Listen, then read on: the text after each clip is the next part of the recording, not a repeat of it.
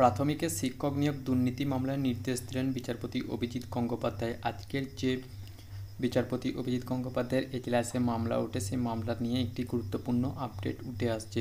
10 দিনের মধ্যে প্রাথমিকের প্যানেল প্রকাশের নির্দেশ দেওয়া হলো।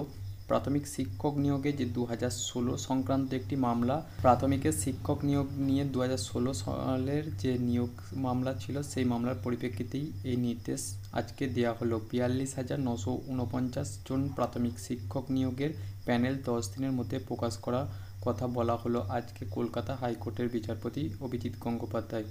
আর যদি আগেই তা প্রকাশিত হয়ে থাকে, সেক্ষেত্রে তার হার্ড কপিও জমা দিতে হবে এজলাসে।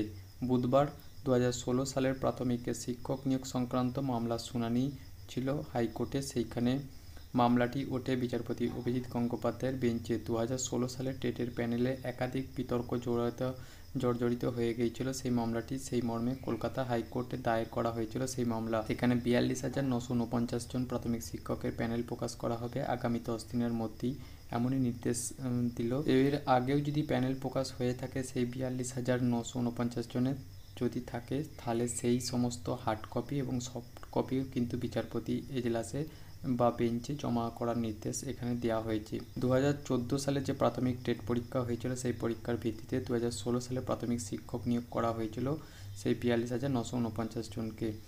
সেই নিয়োগকে ঘিরে বিভিন্ন গড়মিলের অভিযোগ ওঠায় একের পর এক মামলা দায়ের করা হয়। আর সবথেকে বেশি দুর্নীতি হয়েছিল 2014 এবং 2016 সেই সমস্ত নিয়োগ প্যানেলগুলোতেই।